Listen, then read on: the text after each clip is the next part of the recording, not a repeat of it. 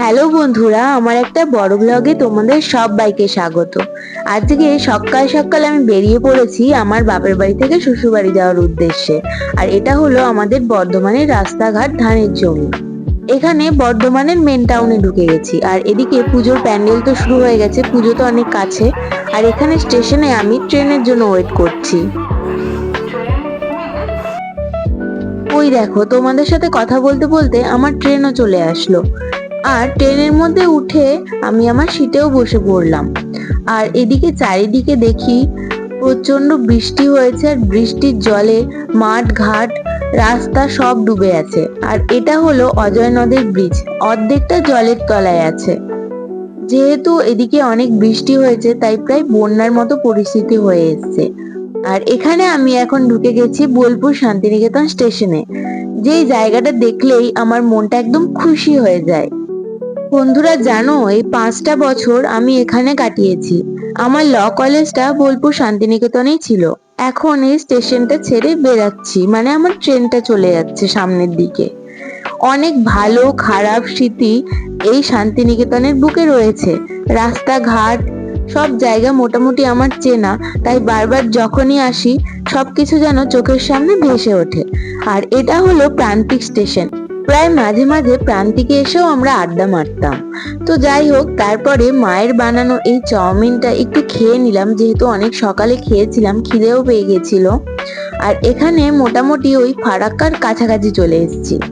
ফারাক্কার কাছাকাছি আসলেই মনে হয় যে যেন পৌঁছে গেলাম। তাও এখনো অনেকটা রাস্তাই বাকি। আমার ভীষণই ঠান্ডা লাগছিল, তাই জন্য স্কার্ফটা পরে নিয়েছি আর তার সাথে শার্টটাও পরে নিয়েছি।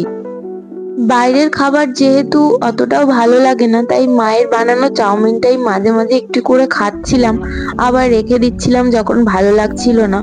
তো এইভাবে করেই একা একা ট্রাভেল করছি। সে তো করতেই হবে, কিছু তো করার নেই। কিন্তু এই ট্রেনের মধ্যে আমি একটা ছোট্ট বন্ধুকে পেয়েছিলাম, চলো তোমাদের দেখাই। ওরা গেছিল পুরী, সেখান থেকেই ওরা ফিরছে। আগের দিনে অলরেডি ওরা একটা ট্রেন মিস করায় ওরা এই ট্রেনটাতে উঠেছে, কিন্তু এসির টিকিট অ্যাভেলেবেল না পাওয়ার জন্য পুচকিটা বায়না করছিল যে এসির মধ্যে গিয়েই থাকবে। তাই এখানে এসছিল আর আমার সাথে অনেক গল্প করছিল। এখন আমরা ফারাক্কা ব্যারেজের উপরে আছি, আর জল দেখো কত উপরে উঠে গেছে, কারণ যেহেতু বৃষ্টি হচ্ছে একটানা, তার জন্যই। আর এদিকে পুচকিটার কিছু কথা শুনে নাও। ভিডিও নিয়ে রেখে দিই, বাড়িতে গিয়ে দেখাবো। সাথে দেখা হয়েছিল আমার, তোমার সাথে। আমি আমার বাড়িতে গিয়ে দেখাবো তোমার সাথে দেখা হয়েছিল। এখন আমরা মালদাতে ঢুকে গেছি, আর ওই পুচকিটা মালদাতেই নেমে গেল।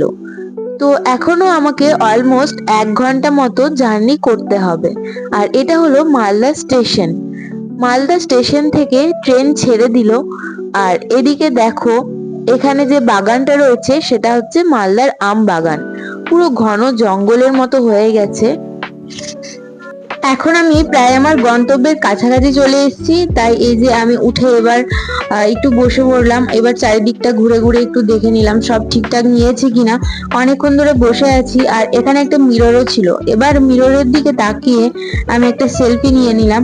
তো যাই হোক, এবার আমি যেখানে বসেছিলাম সেই জায়গাটাকে একটু বাই বাই বলে দিলাম, অনেকক্ষণ ধরে বসে আছি তো তাই জন্য। তো এবার আমার স্টেশন চলে আসলো, আমি আমার স্টেশনে নেমে গেলাম। আর এই যে আকাশটা এত সুন্দর লাগছে। তো তারপরে হচ্ছে রুমের দিকে চলে গেলাম। ভাবছিলাম হয়তো কেউ একজন ওয়েট করবে, কিন্তু না, আমার জন্য ওয়েট করার মতো কেউ নেই, আমার পরেই সে ঢুকেছে। তো আজকের মতো ব্লগটা এখানেই। তো কেমন লাগলো কমেন্টে অবশ্যই জানিও।